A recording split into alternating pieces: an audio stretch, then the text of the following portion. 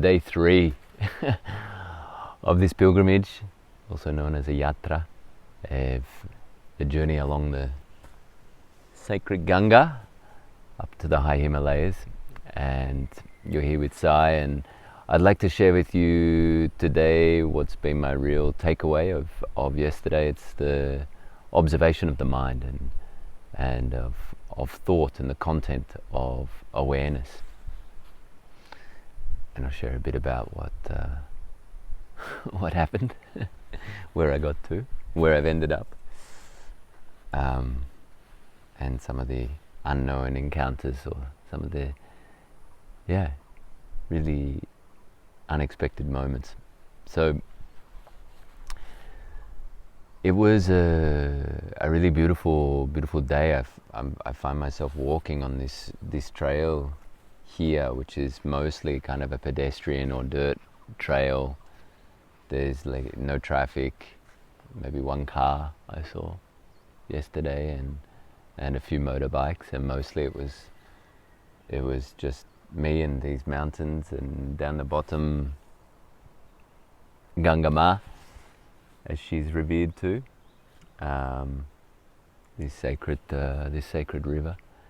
And yeah, it's really easy to feel in just the magic of creation, of nature, of the mother. It's really impressive, and how that I find as I slow down, or not just slow down, but get into the rhythm of this journey, and some things fall away, that I really see that that I actually start to feel and observe and experience this in a completely different way.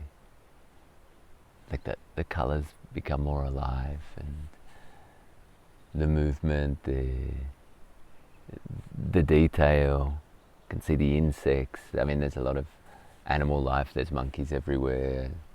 Just seen like a big lizard, like what we call a goanna in Australia, like a huge one. And there's goats, and there's some other, and 1,000 butterflies. It's just beautiful. And so what I really observed a lot yesterday was my mind. Firstly was and I guess I'll put this into context, that the content of our awareness, of our consciousness, of my awareness in this day, is really the quality of the experience of my life. And it's so true. When I feel more connected, the experience of my life, if I'm feeling more connected with this, or with myself, the experience of my life changes. I have a more connected experience, and the experience, for the want of a better word, is good, or better, or more elevated, or feels beyond my thoughts and my mind, or my identification. And yesterday I had other thoughts that were not so elevated. I had like, okay, but I haven't seen anyone for hours. Where am I going? I'm not sure where I'm going. Oh, it's going to be a long way. Like, this is 300 kilometers, and where am I going to stay? Is this going to be too much? It's a lot of physical climbing, and my feet are a bit sore in the sandals. And where will I sleep? They're telling me, not to sleep outside because there's bears, and there's tigers, and there's leopards, and these sorts of things. And that started to be the experience. Like, my awareness was there, and that's what I was focusing on. And not to say that they're not valid things, of course, but that's the experience I started to have of like concern and of lack. And a really interesting moment yesterday, I'd climbed up I'd climbed up. I'd left this beautiful place where I was last speaking from, and this was kind of like heaven on earth, right on the river, all these fruit trees, an oasis, this ashram with where this Baba, this holy man, lives and created a really amazing garden, a lot of peace, a lot of, as they say, shanti, shanti, a lot of peace. And I walked along the Ganga. It was beautiful. It was so amazing. And then I had to climb this mountain, and I didn't know where I was going because I left what was the other trail. And I had an idea, someone had kind of explained it, but I didn't really know where I was going or that when the next village would be. And I was climbing up, and there were two women who didn't speak any English. They were farmers, like from the land, and I could see they were sitting down in the shade. It was very hot. All of us were sweating. And they were relaxed. Their faces were very red. They were very hot. They were, also dressed in this kind of beautiful material. They've been out climbing trees and cutting grass, and cutting leaves and all sorts of things. And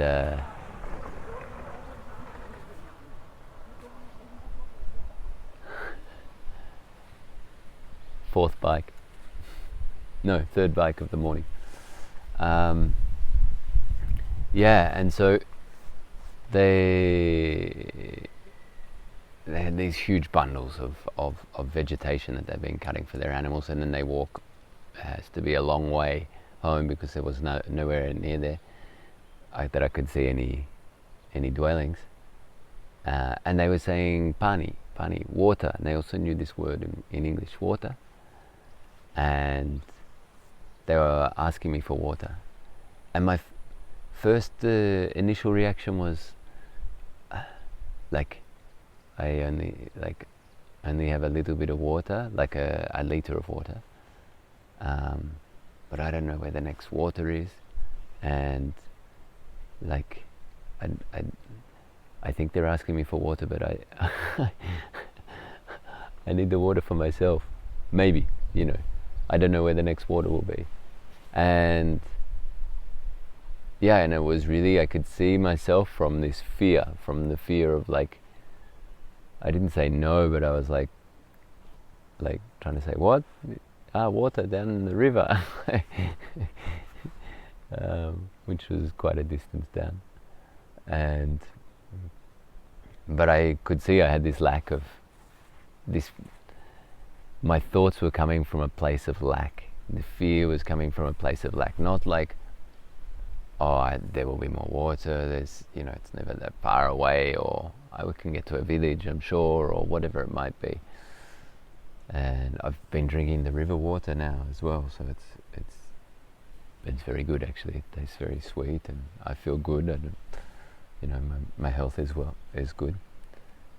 But I really saw this in my first reaction was, no, I don't want to give them the water. Maybe I need it, and in some moment I called myself and I thought, well, yeah, of course I can give them water. Like, it's not that far away. I'm not going to die of thirst. And it was just a really interesting observation how the mind and the mind from where I'm thinking will impact what I'm thinking about and the way that I think about it. So this is impacting this is impacted by my state of awareness or consciousness. So if what I saw was I had this state of lack, and so then and I feel like it was partly from what I was thinking about at that time. Where am I going to get to? What am I going to meet? Or it's so far. All of these things. This state of lack was really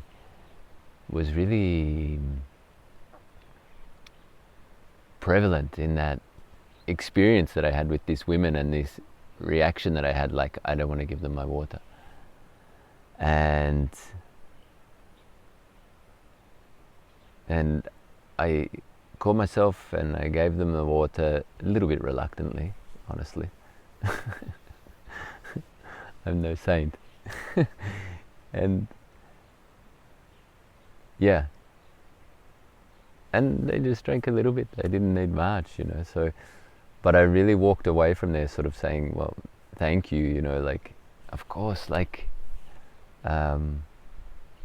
if I have something and I can share it, why wouldn't I share it? You know, I also feel this about life. Like, why wouldn't I share something? I mean, I can't think of and remember like the infinite amount of times that someone has shared with me or given to me or been so generous with me, and in these days, you know, and the night before, this person, this holy man inviting me in to stay and to eat and have shelter and feel safe, you know. It's now that I think about it, I think it's the least I could do is give a couple of ladies who are really hot some water, you know. So this was a really interesting observation for me yesterday, and as I climbed up a little bit more into the saddle of the mountain, right there was a little temple, and I met a man, beautiful, like he was a very sparkly, joyous man. He was coming over, and he showed me this fruit, this wild fruit that I'd tried the day before, that someone had shared with me, this bal, and this energy fruit. Yeah, and just right there, it was a tree, and so I tried it. It was a bit not right, but you know, it's just a sign that like life is always giving. There's an abundance, and to trust, and yeah. And then for the rest of the day, the rest of the afternoon, I was walking. I didn't see anybody. Many kilometers, and yeah, and on sunset, I arrived to the, you know, I stopped. I did my practice. I'm doing some like a mantra practice that also really helps me connect with, yeah, to get into an inner state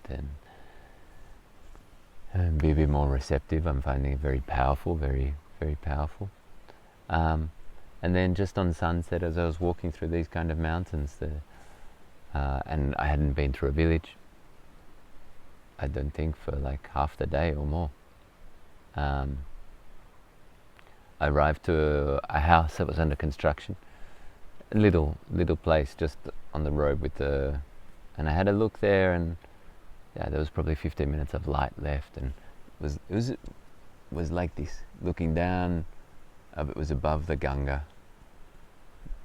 Nothing else really around, the mountain in front, the last light and the hazy sky, and this building, and on the front there was like a balcony. It would have been, I don't know, a couple of meters wide, and yeah, and like I said, it was still under construction, but so there was no railing or anything, but it was there, and it was kind of a bit hard to get onto.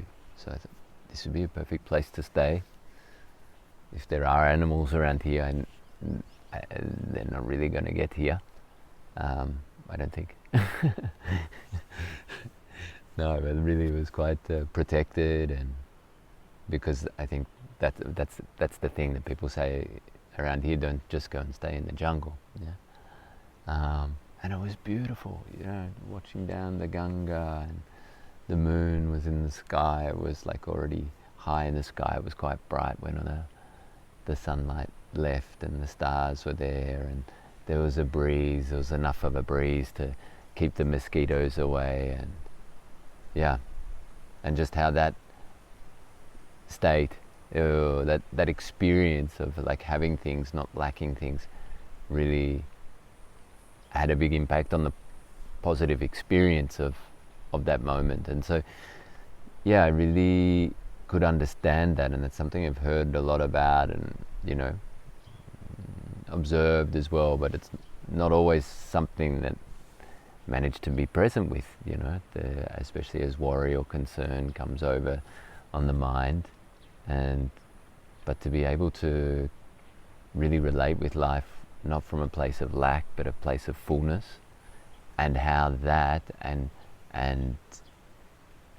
having an awareness of the content of our mind really can invite me to, and us, to return to a greater understanding, a greater experience. But this understanding of I am not just my thoughts, I am not just my body either, and I am not this identification that I make with what I'm doing, where I'm going. Yes, I'm having an experience in my body, absolutely. I'm experiencing the thoughts. So it's great to see that, to accept that, but then to be able to connect with something beyond that, to go, yeah, and that's not all. That's not who I am. That's not the end of it. Because those thoughts, they can just hijack us. They can really take control of what I'm projecting on the world or on my day, and start to really take over the experience of life, and how easy it is in that sort of negative thinking, which can be old patterns as well, and conditioning, how that really becomes our experience of life. So when we meet an experience, especially a new experience or an experience of challenge, how that experience is then approached with this negative or victim state of thinking, or this place of lack, and that becomes the reality, because that becomes what we experience. So it's a beautiful, beautiful day, beautiful, that was a really powerful insight for me. And I guess in these sharings, what I'm sharing here, and primarily it's for myself. It's like a journal for myself to take away the learnings and the observations of what my experience is. And if it's helpful for you, then that's wonderful, and if not, that's wonderful. Either way, I'm happy you're on the journey with me here. And I'm feeling within all of that, with all of the challenge, grateful. I know there will be many challenges on the way, of course. Why? That's life. So, but I'm feeling grateful, feeling blessed, and I'm feeling supported, and I'm not really missing anything. And yesterday I didn't have a lot of food, but I actually wasn't. Again, it wasn't from a place of lack. Oh my God, what am I going to find, and what am I going to eat, and this isn't good. And it wasn't from a place of stress. It's just like, okay, I don't have, and at some stage I will. It's I know well enough, and I've spent time fasting for long periods of time, that I know if I don't have food for the day, it's okay. It's okay. I've been eating a lot before I came on this trip, so I'm gonna be fine. Anyway, this is my sharing of today, and wishing you blessings, wishing all of us blessings on our path.